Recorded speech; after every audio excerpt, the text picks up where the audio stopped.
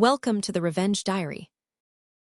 You know that feeling when everything you thought you knew about your life gets turned upside down in a single moment? When one small detail, something so tiny you'd never notice it yourself, unravels everything. That's what happened to me on Thanksgiving Day, 2024, and it all started with a birthmark. My name is Olivia Peterson now, but back then, I was Isabel Ortiz. I was 23, living in San Francisco, working as a marketing coordinator for a marketing startup. Life was good. I was engaged to Charles, a freelance photo editor who had this incredible eye for detail, the kind of guy who could spot a Photoshop job from across the room, who noticed when shadows fell the wrong way or when skin tones didn't match between shots. We'd been together for 2 years, engaged for 6 months. This Thanksgiving was going to be special because it would be Charles's first time meeting my parents. I was nervous about Charles meeting them. Not because I thought they wouldn't like him. Charles was impossible not to like. He was thoughtful, funny, had this quiet confidence that drew people in. But my parents could be protective. They'd always been just the three of us, a tight-knit family unit. They didn't have much contact with extended family, always said they preferred to keep to themselves. "Don't worry," Charles had said, loading our suitcases into his Toyota Camry that Wednesday morning. I survived meeting them at the engagement dinner. How much different can they be on their home turf? The drive up to Santa Rosa was beautiful. It was one of those perfect Northern California autumn days. Crisp air, golden light filtering through the hills, leaves just starting to turn. Charles drove with one hand on the wheel, the other holding mine, humming along to the playlist we'd made for the trip. Everything felt right. Perfect, even. If only I'd known that in less than 24 hours, everything I thought I knew about my life would be a lie. My parents lived in a modest 2-bedroom house in Santa Rosa, about an hour and a half north of the city. It wasn't much, a small ranch-style home in a working-class neighborhood, but it was home. Mom had done her best with decorations on their limited budget. A few pumpkins on the front porch, autumn leaves scattered down the center of their small dining table, the smell of turkey and sage wafting from the kitchen. By the time we arrived Thursday morning, Mom was already bustling around the kitchen in her best dress. A navy blue number she'd worn to my high school graduation and every special occasion since. Dad was in the living room, adjusting the antenna on their old TV to get better reception for the football games. "Isabel!" Mom spotted us first, rushing over with flour-dusted hands and that bright smile that could light up a room. "And Charles, oh honey, come here." She pulled Charles into a hug before he could protest. "Welcome, Mijo. I hope you're hungry because I've been cooking since 5 this morning." Dad emerged from the living room, wiping his hands on a dish towel. He was smaller than Charles, graying at the temples, but his handshake was firm, his smile genuine. "Good to see you, son. How was the drive?" "Beautiful," Charles said. "Traffic wasn't too bad coming up 101. "Good, good.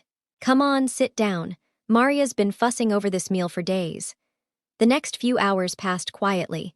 It was just the 4 of us, no extended family, no cousins or aunts or uncles. Mom had always said they didn't have much family left, that it was better to focus on what they had rather than worry about what they'd lost. We ate dinner at their small dining table, the conversation comfortable but careful, the way it always was when my parents met new people. Charles handled it all with grace, complimenting Mom's cooking, discussing football with Dad, helping clear the table when dinner was done. I kept catching him watching me, this soft expression on his face that made my heart skip. "Your parents are sweet," he whispered to me while we were alone in the kitchen wrapping leftovers. "Very, careful though, private." "They've always been that way," I said. "Just the 3 of us against the world, you know." After dinner, we settled into the small living room. Dad claimed his recliner, remote in hand. Mom curled up on one end of the couch with a cup of coffee. Charles and I shared the other end, his arm around my shoulders. "Remember when Isabel was little," Mom was saying, "and she used to insist on wearing that yellow duck hoodie everywhere, even to church." "Oh my God, yes," I laughed, though something about the memory felt distant, dreamlike. I was so attached to that thing. Charles looked at me with raised eyebrows. "Duck hoodie?" "I was little," I said, embarrassed. "Apparently, I wore it until it fell apart." "We've got pictures somewhere," Dad said. "Maria, where did you put those photo albums?" "Pictures?" Mom's eyes lit up. "Charles, you have to see Isabel's baby pictures. She was the most adorable little thing." Charles was already nodding, his professional curiosity piqued. "I'd love to see them," he said. Mom disappeared down the hallway and returned with 2 photo albums, the kind with sticky pages and plastic covers that were popular in the 90s and early 2000s. She set them on the coffee table, and Charles moved to sit on the floor beside them. "Come on," he said, patting the space next to him. "I want to see tiny Isabel." Reluctantly, I slid down from the couch to sit cross-legged beside him. The living room was cozy, warm from the space heater in the corner. It felt intimate, quiet. Charles opened the first album, and I immediately relaxed. These were recent photos: high school graduation, family vacations to nearby state parks, Christmas mornings around their modest tree. Safe territory. "Look at that smile," Charles murmured, pointing to a picture of me at 17, braces gleaming, holding up my high school diploma. "Some things never change." We flipped through pages of memories. Me at prom with Tommy Rodriguez, looking awkward in a blue dress from J.C. Penney. Family trips to the coast and local hiking trails. Birthday parties for 3 around our small dining table. Then Charles opened the second album, and we were suddenly looking at elementary school years. School photos with missing teeth and uneven bangs. Halloween costumes, simple ones Mom had made herself. "You were such a cute kid," Charles said, tracing a finger along a photo of me in kindergarten, gap-toothed and grinning. "Look at those pigtails." But something felt wrong. I couldn't put my finger on what, but there was a nagging sensation in the back of my mind, like a word on the tip of my tongue that I couldn't quite remember. Charles turned the page, and suddenly we were looking at baby pictures. That's when everything changed. His fingers, which had been turning pages with easy rhythm, suddenly stopped. I felt the shift in his body language, the way he went very still, the way his breathing changed. "Charles," I looked at his face. He was staring at a photo of me as a toddler, maybe 18 months old, sitting in a high chair with what looked like birthday cake smeared all over my face and hands. "What is it?" He didn't answer right away. His eyes moved from the photo to my face, then back to the photo, then to my left shoulder, where my birthmark was visible above the neckline of my sweater. "This doesn't make sense," he whispered. "What doesn't make sense?" His hand found mine, gripping it tight. "Your birthmark, it's wrong." I felt the blood drain from my face. My birthmark, a distinctive strawberry-colored mark about the size of a dime on my left shoulder, had always been there. Always. Charles knew it better than anyone. He'd edited enough photos of me to know every freckle, every mole, every little imperfection I was self-conscious about. But as I looked closer at the baby picture, I could see what he was seeing. The birthmark was there, but something was off about it. "These have been edited," Charles said, his voice tight with something I couldn't identify. Professional focus mixed with something else. Something that sounded like fear. "Someone added your birthmarks to these photos." "What do you mean, added?" He pointed to the area around my shoulder in the photo, pulling out his phone to use its flashlight for better illumination. "See this? The skin tone doesn't quite match. And here," his finger moved to another spot, "the texture is off. Someone went through these photos and painted birthmarks onto them, but they didn't do a very good job." I felt like the room was tilting. "That's impossible. These are old photos, Charles, from before Photoshop was even."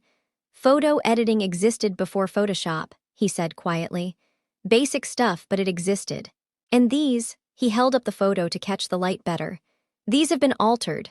Then I noticed something else. Something that made the buzzing start in my head, a high-frequency hum like tinnitus, but worse. "Charles," I said, my voice coming out strange and hollow. "Look at how few pictures there are." We flipped through the baby section more carefully. There were maybe a dozen photos total from birth to age 2. For most kids, there would be hundreds. "That's weird, right?" I asked. "Most parents take way more pictures than this." Charles was quiet for a long moment, studying the albums with the kind of intense focus I'd seen him bring to his most challenging editing projects. Then he stopped at one particular photo, me as a toddler taking my first steps. "Wait," he said, turning the photo sideways and pointing to the background.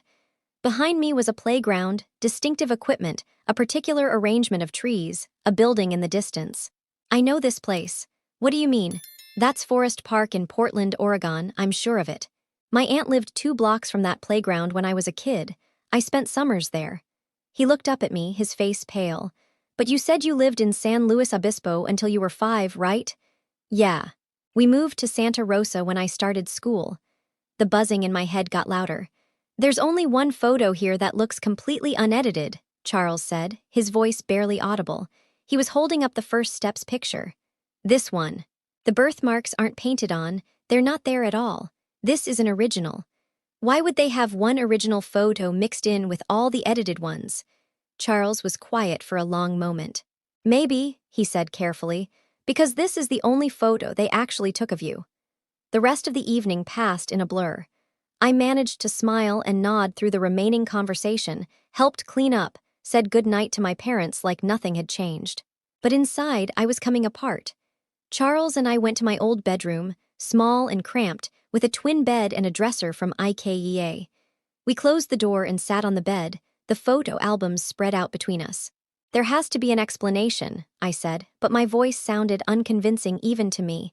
Maybe, Isabel. Charles's voice was gentle but firm. I've edited hundreds of your photos. I know your body better than you do, at least photographically speaking. Those birthmarks in the baby photos, they're painted on, badly, and that one original photo shows you without any birthmarks at all. I touched my shoulder reflexively, feeling the familiar raised skin of the birthmark through my sweater. Can I borrow your laptop? Charles asked. I nodded, pulling my MacBook from my overnight bag. Charles opened it and fired up Photoshop, then used his phone to take high-resolution photos of the baby pictures. What are you doing?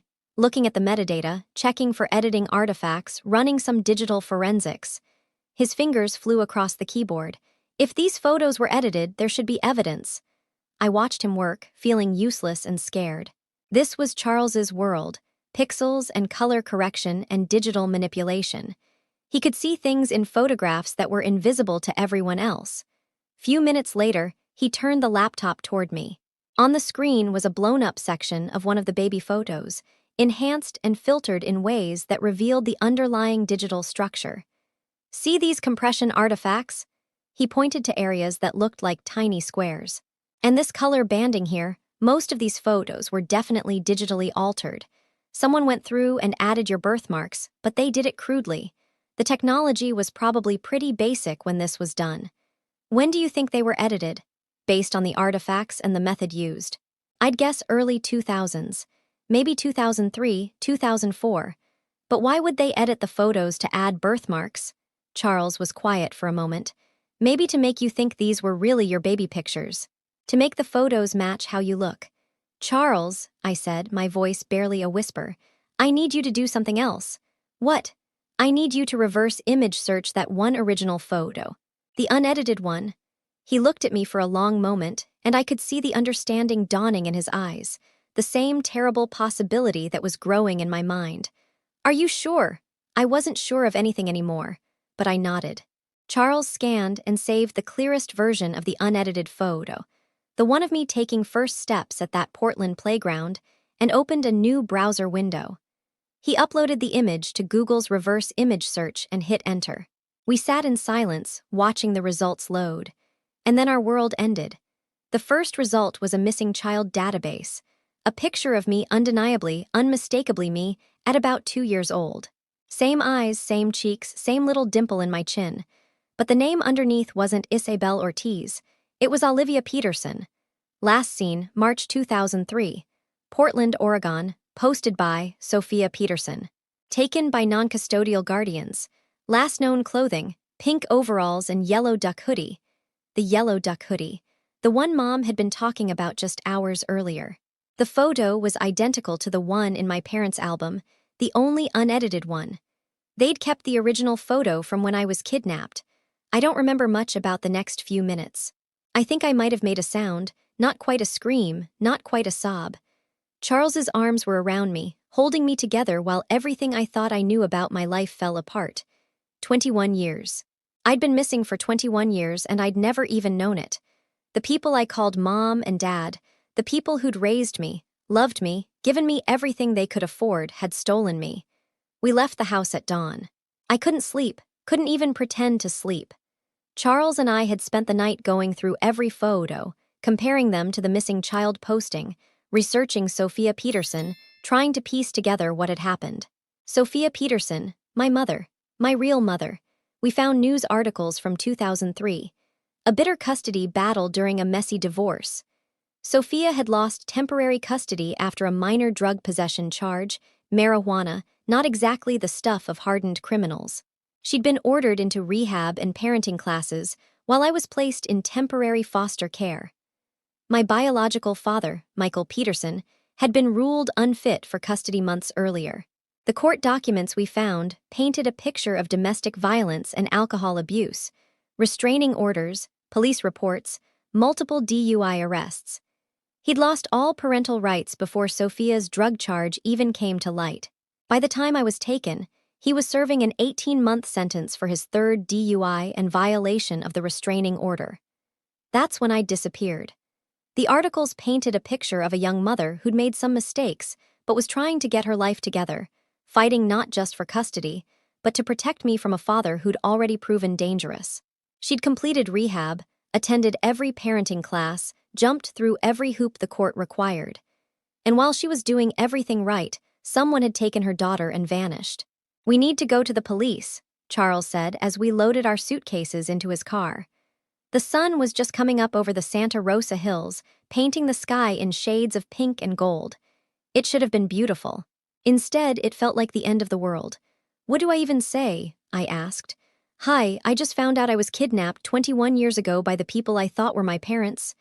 "Yeah," Charles said grimly. "Something like that."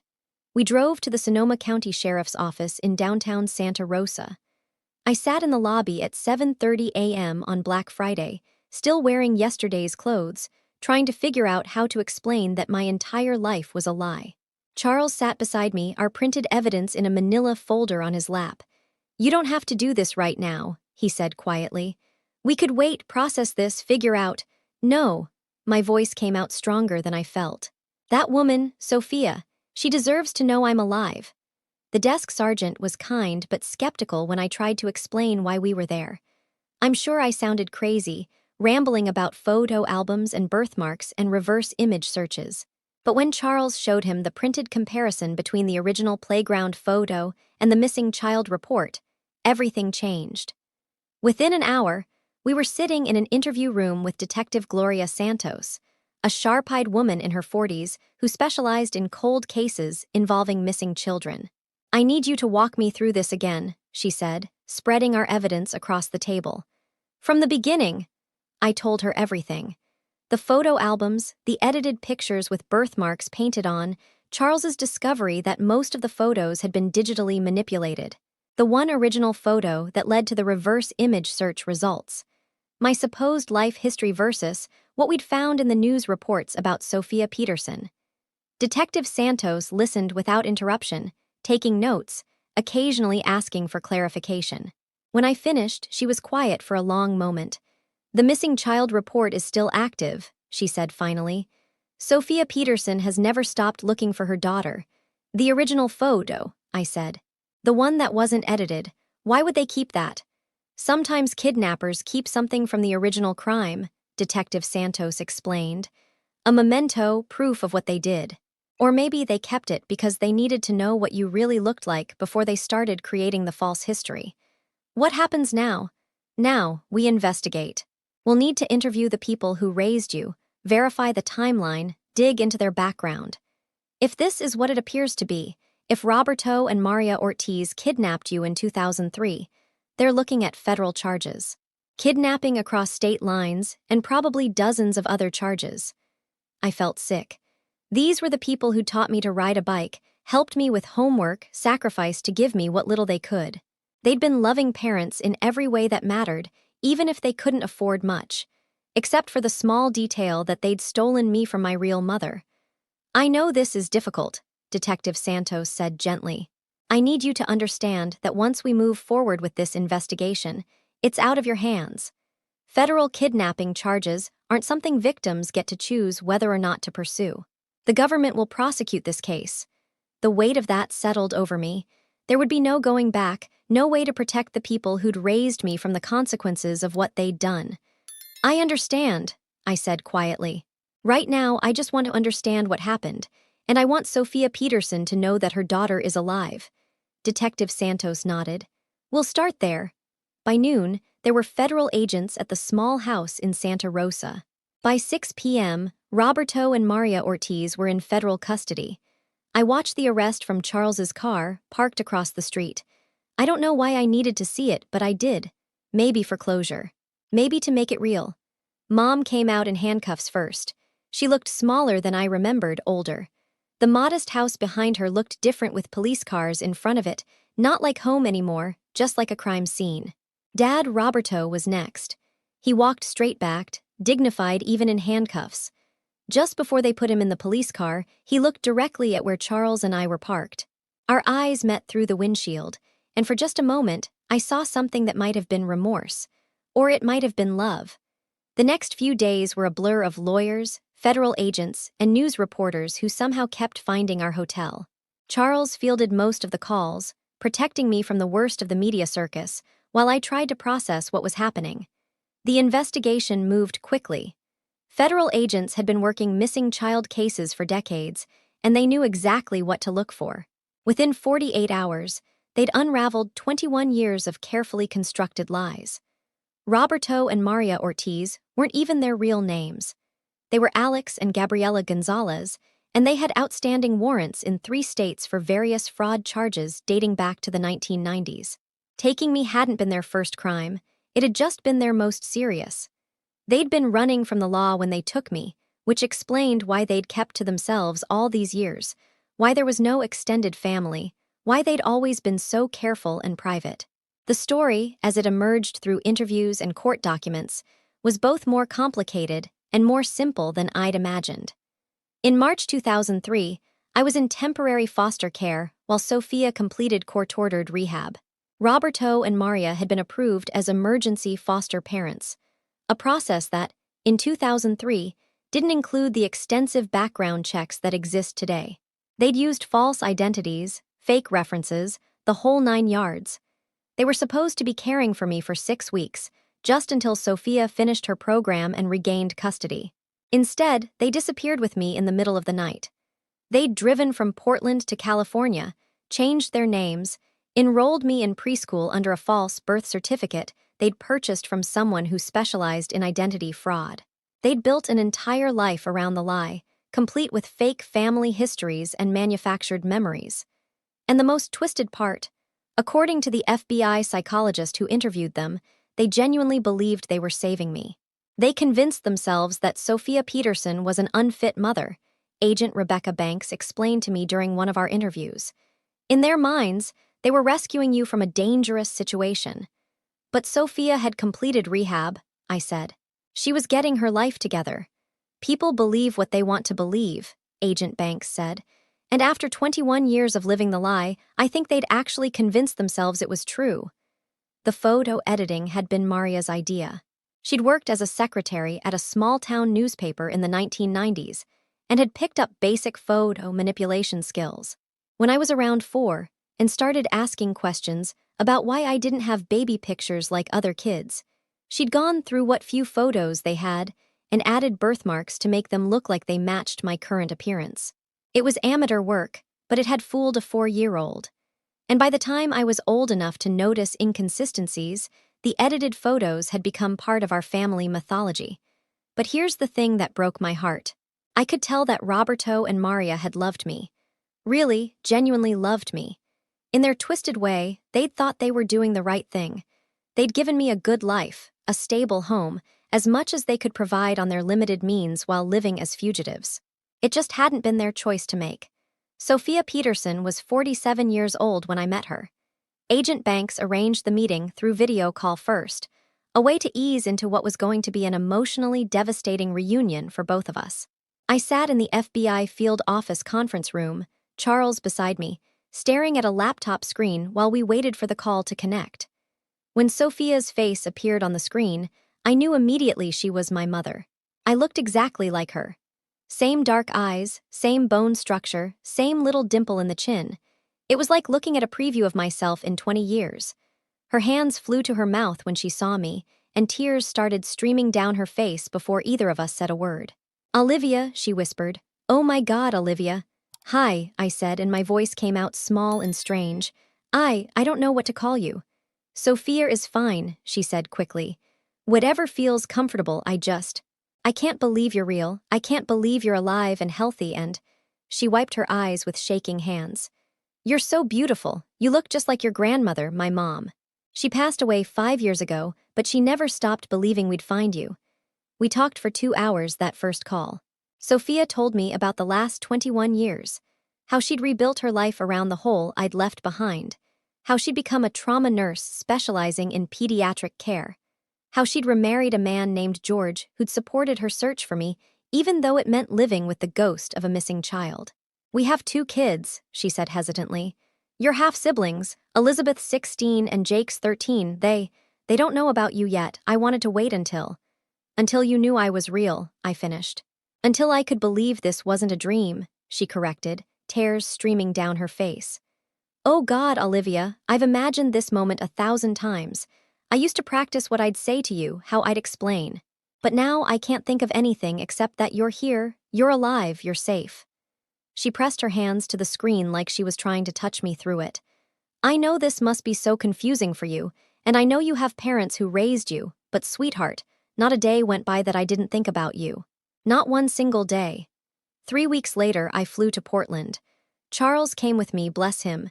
He'd been my anchor through everything, the investigation, the media attention, the complete upheaval of everything I thought I knew about myself. He'd taken break from work, fielded hundreds of phone calls, and never once made me feel like I was anything other than the most important thing in his world. Sophia met us at baggage claim, and this time there was no screen between us. She was smaller than I'd expected, maybe 54 to my 56, but when she hugged me, it felt like coming home to a place I'd never been. I kept your room, she said, as we drove through Portland's familiar yet foreign streets. I know that probably sounds crazy, but I kept it exactly as it was. George wanted to turn it into an office after we got married, but I couldn't. I just couldn't. The house was a modest 2-story in a neighborhood that felt like suburban anywhere, tree-lined streets, sidewalks, kids' bikes in driveways. Sophia and George had clearly built a good life together. Elizabeth and Jake were waiting in the living room when we arrived, both of them looking nervous and excited and completely overwhelmed. Elizabeth had my eyes and Sophia's curly hair. Jake was taller than I'd expected for 13, with George's sandy hair and an expression of barely contained curiosity. So you're our sister, Elizabeth said after the initial awkward introductions. Half-sister, I corrected automatically. Sister, she said firmly. We don't do halves in this family. That's when I started crying again. My room was like stepping into a time capsule, a toddler bed with cartoon sheets. Toys arranged on shelves like museum pieces. Clothes in size 2T hanging in the closet, waiting for a little girl who'd never come home. On the dresser was a photo I recognized, the original version of the playground picture, the one that had led to finding me. Me at 18 months, taking my first steps, wearing that yellow duck hoodie. This is the photo that saved you, Sophia said softly, standing in the doorway. 21 years later, this is what brought you home. I spent a week in Portland, getting to know the family I'd never known I had. George turned out to be a quiet, steady man who worked as a high school principal and treated me with the kind of gentle respect reserved for trauma survivors. Elizabeth was fierce and protective and immediately started planning all the sister activities we'd missed out on. Jake was shy at first, but warmed up when he realized I was genuinely interested in his Pokémon cards and his elaborate theories about Marvel movies. And Sophia. Sophia was everything I'd imagined a mother should be, and everything I'd never known I was missing. She was strong and funny, and had this way of making everyone around her feel safe. She'd built a beautiful life from the ashes of losing me, and somehow there was still room in it for the daughter who'd been stolen from her. But I also couldn't forget the people who'd raised me. Roberto and Maria were facing federal charges, but they were still the ones who'd taught me to ride a bike, helped me with homework, held me when I cried over boy trouble in high school. They'd done it all while living as fugitives, sacrificing any chance at a normal life to give me one. Love isn't simple, family isn't simple, and forgiveness, that's the most complicated thing of all. The trial was a media circus. Roberto and Maria Ortiz, or Gonzalez, or whatever their real names were facing multiple federal charges. Kidnapping, identity fraud, conspiracy, and about a dozen other counts I couldn't keep track of. Their lawyers tried to paint them as well-meaning people who'd made a mistake, but the evidence was overwhelming. I testified via video link, too emotionally drained to face them in person. Sophia testified too, describing 21 years of never giving up hope, of following every lead, of fighting with police departments who wanted to close the case. The jury deliberated for less than 6 hours. Both Roberto and Maria were sentenced to the mandatory minimum of 20 years in federal prison for kidnapping a minor. Given their ages, Roberto was 62, Maria was 58. It was essentially a life sentence for both of them. I visited them once, about a month after sentencing. I'm still not sure why. Maybe for closure. Maybe to try to understand. Maybe just to look them in the eye and tell them that their love hadn't been enough to justify what they'd done. "We're sorry," she said, and I could tell she meant it. "We thought we were protecting you." "From what?" I asked. "From a life we thought would be hard," she said quietly. "From a mother we thought couldn't take care of you. That wasn't your choice to make." "No," she agreed, tears streaming down her face. "It wasn't." We sat in silence for a moment, separated by bulletproof glass and 21 years of lies. "Did you love me?" I asked finally. "More than anything," she whispered. "That's the worst part. We loved you so much, and we ruined everything." The visit with Roberto 2 days later was harder. He was at a facility 3 hours south. He looked tired, defeated, but he sat up straighter when he saw me. "Mija," he said, and his voice broke on the word. "Don't call me that," I said, surprising myself with the sharpness in my voice. He nodded, accepting the rebuke. "I know we don't deserve forgiveness, but I need you to know we never meant to hurt you. We thought we were saving you." "You stole 21 years from my real mother," I said. 21 years she'll never get back." "I know." His voice was barely audible through the phone. "I know." I left both visits without saying goodbye. Charles and I got married in April 2025. We had 2 ceremonies, one in Portland with Sophia's family, one in San Francisco with our friends. Sophia walked me down the aisle in Portland, and I wore her grandmother's wedding dress, altered to fit. George officiated. Turned out he was ordained online for exactly this purpose. Elizabeth was my maid of honor, and Jake walked Charles's ring up the aisle with the kind of solemnity usually reserved for state funerals. At the reception, we played a slideshow of photos, real photos this time, unedited memories from both of my lives. The original playground photo that had saved me, school photos from my Ortiz years, recent pictures of all of us learning to be a family. The last photo in the slideshow was one Charles had taken during our first week in Portland. Me sitting on Sophia's couch, Elizabeth on one side, Jake on the other, all of us laughing at something George had said. It was chaos and noise and imperfection. It was family. I changed my name legally to Olivia Peterson Ortiz. I couldn't abandon either identity completely. Isabel Ortiz had been loved too, even if that love was built on lies. But Olivia Peterson was who I'd been born to be. Charles and I moved to Portland 6 months after the wedding, got a new job with a mid-sized marketing company. Charles freelances from home now, editing photos and teaching online workshops. We bought a house 2 miles from Sophia and George. Elizabeth babysits our dog when we travel.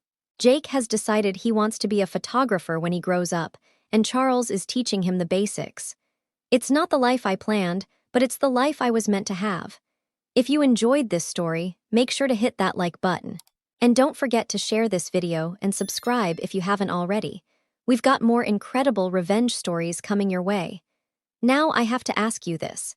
If you discovered that your entire childhood was built on a lie, would you be able to forgive the people who raised you?